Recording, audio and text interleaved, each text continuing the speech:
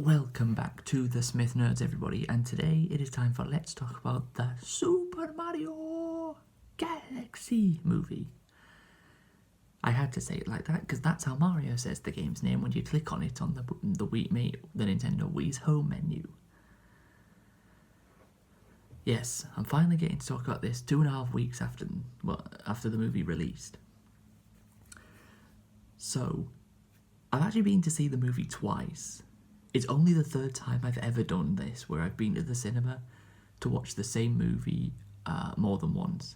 The first time I did was in 2011 when I watched Cars 2 twice in the span of 3 days with my parents the first time, and then Chey and another friend from primary school the second time. Then it was the Uncharted movie in 2022. I went to go see it the day it came out with my dad. Then I went to go see it again a couple of weeks later with Rowan. And now we've got the third edition of this, the Mario Galaxy movie, which I went to go see it the day it came out with Chey, and then I went to see it again a few days ago with Ash. So yes, I've been to see the movie twice now, and I normally talk about what I thought of the movie at the end, but I'm actually going to do that at the beginning. I quite enjoyed this movie. But my god, did I not see a freaking polarising reaction to this movie from other people. Like, there were just as many people here that thought the movie was great, and just as many people here who thought it was absolute ass. I leaned more that way. I personally thought the movie was fairly good. I actually enjoyed it. People moaning that this movie was it's just a bunch of references. Yeah. That, to me, that's all it really needs to be. It doesn't need to be this grand big story. Because when has Mario ever been known to have big grand stories? And before you say, what about the RPG games? Yes, the RPG games, which are not part of the mainline series. They have their own separate continuity compared to the rest of the mainline series. Those games make sense to have big stories and character building because they're an RPG. The mainline series doesn't. The mainline series is notoriously known for not having very good stories, but it doesn't need good stories. And people say, yeah, but this is a movie, not a game, so it needs more of a story, and I do get that. All the people comparing like the Mario movie, both Mario movies to the Sonic movies, why? Like, just enjoy both of them like I do. I liked both of the Mario movies. I liked all the Mario movies I've seen, and I've liked all the Sonic movies I've seen. And also, for the people comparing them and whining about references, what's the best part of the third Sonic movie? Exactly, it's when Sonic and Shadow activate their super forms, and the music track from Sonic Adventure 2, Live and Learn, starts playing, which is a reference. Exactly, the best part of Sonic the Hedgehog 3 is literally a reference, is a music reference to Sonic Adventure 2. Hell, Sonic and Shadow in that fight even do the same poses they do on the GameCube's box art of the game.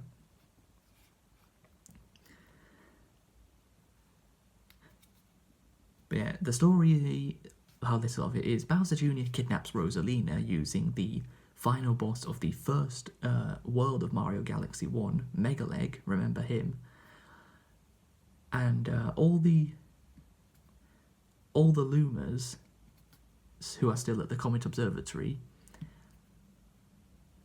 basically just start having fun because they have no bedtime. But one of them, the one Luma that came with Rosalina, arrives at the Mushroom Kingdom with Peach to ask Princess Peach for help because Rosalina told the Lumas about Peach in the storybook.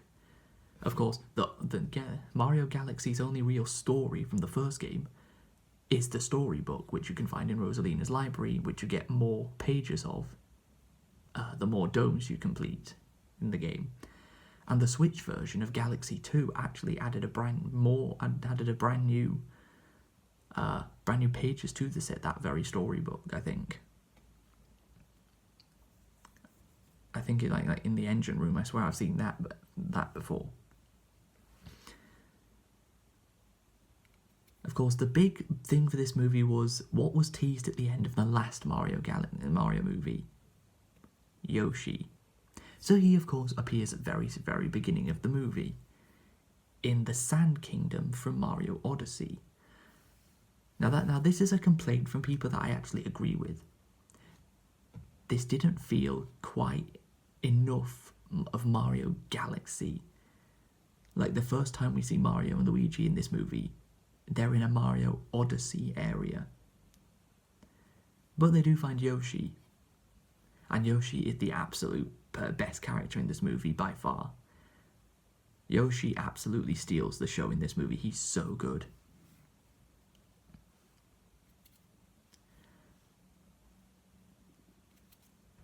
And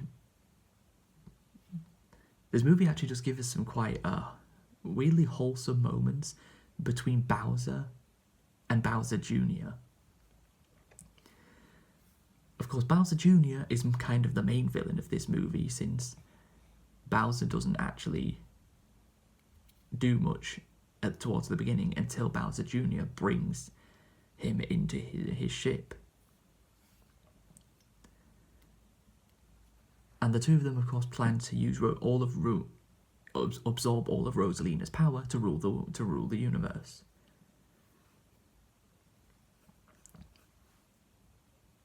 So Peach and Toad end up setting off to try and find the Gateway Galaxy, which of course is the very first galaxy you ever step foot on in Mario Galaxy 1. It's where you collect the very first Grand Star in the whole franchise. They end up finding Fox freaking McCloud from the Star Fox games. He's in this movie, and unfortunately I had this freaking spoiled for me before I actually watched the movie, despite the fact I watched it the same day it released. People just can't keep their mouths shut about these things, can they? So I already knew that Fox was in this movie.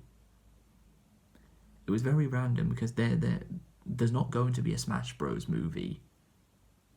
So it was very random to see Fox of all people. And he's not the only non-Mario character that appears in this movie. Rob, who is probably most well known from the Smash games, he's in this movie. The Pikmin, specifically the red, blue and yellow Pikmin, are in this movie. And I was so hoping to see Steve the Trooper, who is a red leaf Pikmin. If you know, you know. But no, they were all flower Pikmin. None of them were leaf Pikmin, which is a shame. And the final non-Mario character that appears in this movie is Mr. Game & Watch, which is by far the most random one of them all. He only appears when Luigi gets hold of Bowser Jr.'s paintbrush, which of course he has in Mario Sunshine, and Bowser's Fury. Luigi uses Bowser Jr.'s paintbrush to draw Mr. Game & Watch, which is so random. Although weirdly, Mr. Game & Watch was like one of my mains back on Smash Bros. Brawl. Yeah, I weirdly played quite well as Mr. Game & Watch whenever I was playing Brawl.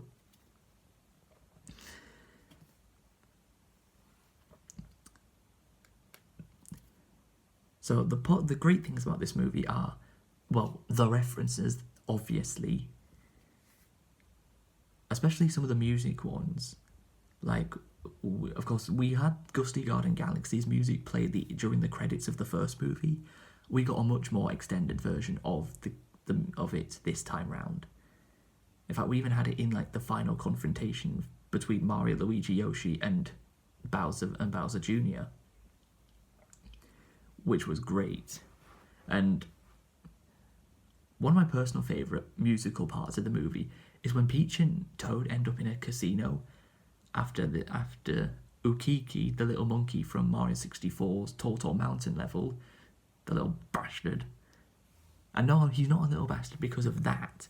No, when I first saw Ukiki, I didn't think of Mario 64. No. I thought of the Mario Party 8 minigame, Flip the Chimp. If you've played that minigame, you know exactly what I mean.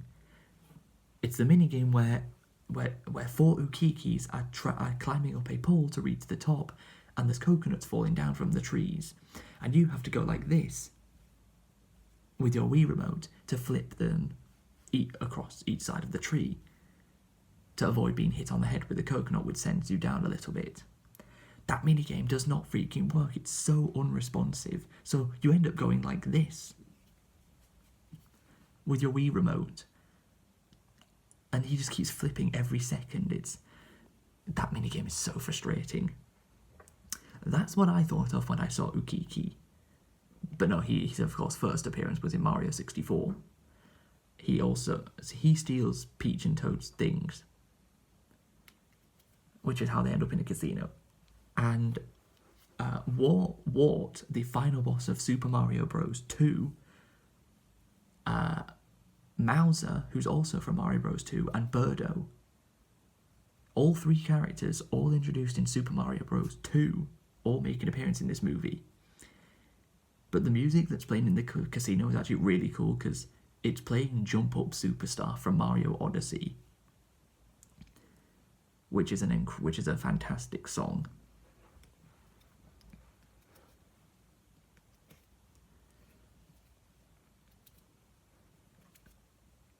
So after Fox starts taking the gang to the Space Junk Galaxy, because that's where they need to go, despite the fact not a single planet from the Space Junk Galaxy actually appears in this movie. Not one, which was very strange. That's another thing. Very few actual galaxies appear in this movie from the 2 games, which is another bit of a downside. One of the planets from the Spindig Galaxy appears. One of the silver chain planet thingy from the Gusty Garden Galaxy that appears in this movie. That Eel Galaxy, that 1-star galaxy, I think it's a Hungry Luma Galaxy from the first game. That galaxy appears when Peach and Toad are flying through it. Of course, this movie is phenomenal when it comes to attention to detail with sound effects, because the Lumas, which there's plenty of them this time round, they make all of the same sound effects in this movie that they made in the games. The launch stars make the same sound effects that they do in the games as well. You may say, well, of course they do, but I think that's all the people together working on this movie putting very, very much attention to detail in this movie. The final confrontation is actually quite cool because Mario, Luigi, and Yoshi take on Bowser and Bowser Jr. Mario even drops Bowser into lava, like you do at the end of all the 2D Mario games, when you stand on the axe, which cuts down the bridge, which makes Bowser fall into the lava. But of course, we've seen Bowser get out of lava before, with Dry Bowser. Weirdly, we don't actually see Dry Bowser in any Mario games except the Mario Kart games, and even then, he's only appeared in 4: Mario Kart Wii, 7, 8, and World. Dry Bowser does not appear in games very often. The only mainline Mario game he's appeared in is New Super Mario Bros. On the DS from 2000 and what was it, 6?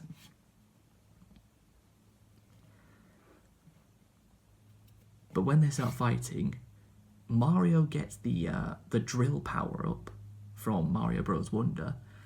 I was a little disappointed because there's literally the spin drill. You literally have a drill item from the second Galaxy game that you could have used instead of the actual drill power up. Luckily, at least we do get some galaxy power-ups, as Luigi uses the Cloud Flower, which... The Cloud Flower is basically one of the best power-ups in any Mario game ever, of how strong it is. But in this movie, it's even more overpowered than it is in the game. God, if you had the movie version of the Cloud Flower in Galaxy 2, it would literally be the greatest power-up in any Mario game ever. It would be unstoppable. And Yoshi gets the Blim Fruit from Galaxy 2, which doesn't prove to be very useful this time around. But I saw someone on Twitter say that the fight between Mario, Luigi and Bowser Jr., the people who were like animating the fight and choreographed it, they must be fans of Super Mario Bros. Z. Do any of you know what that is? Honestly, when I love Super Mario Bros. Z. It's such a great series. I watched it so much as a kid. I've even watched like the Mario Bros, Koopa Bros, and XM Rangers fights again recently. If you don't know what Super Mario Bros. Z is, you really should check it out. It's such a good series. It's very old as well. Like, close to 20 years old. It's been around for a while.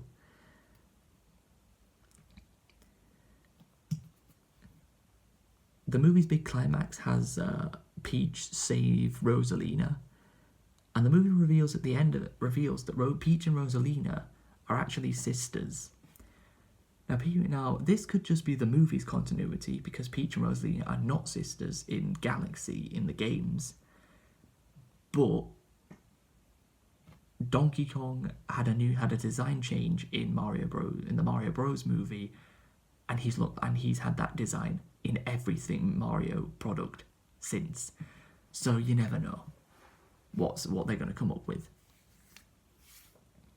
Speaking of Donkey Kong, he only makes a small cameo in this movie in a really funny scene of when Yoshi's explaining to Mario and Luigi how he ended up at the Sand Kingdom. He hatched from his egg, went through the pipe above him, which put him in Brooklyn. And then he walks around Brooklyn like a freaking gangster. It's a really funny scene. And in that montage, DK appears once in a cameo. Yeah, Brooklyn. That's also the only time we see Brooklyn in the entire movie. Like, it's much more focused on the types of areas you'd see in Mario games this time round.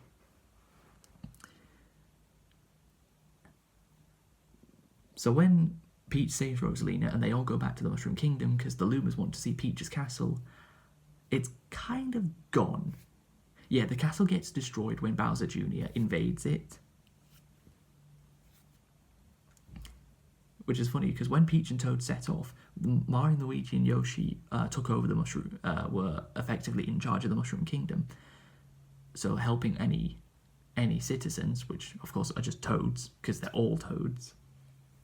But more attention to detail is any flashing lights that came up on the map of the Mushroom Kingdom, the sound effect that it plays is bum bum. The same sound effect that plays when you are on 1 health in the Galaxy games. I think the same sound effect plays when you're on 1 health in Mario Odyssey as well. Again, they could have just had a generic noise playing, but no, they specifically chose the warning noise when you're on 1 health in the Galaxy games.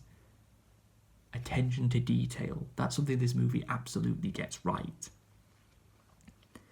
And the guy, Mario, Luigi, Yoshi, Peach, Rosalina, and all the Lumas rebuild Peach's castle, but they do something so cool because they rebuild it in the Super Mario World art style, which means they literally had to create Rosalina and Luma sprites in the Mario World art style, which we never before seen sprites of these characters. I thought was really cool. It even plays Super Mario World music while they're doing it.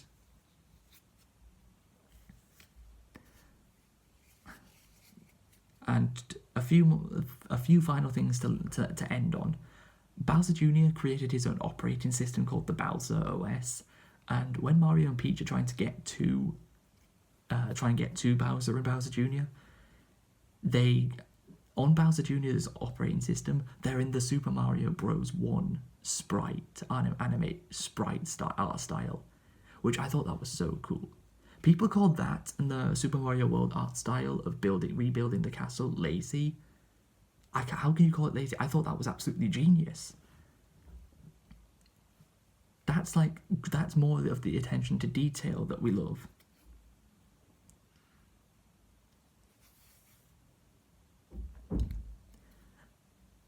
The second to final thing I want to talk about before we end off is Bowser Jr.'s boss battle theme from the Galaxy games.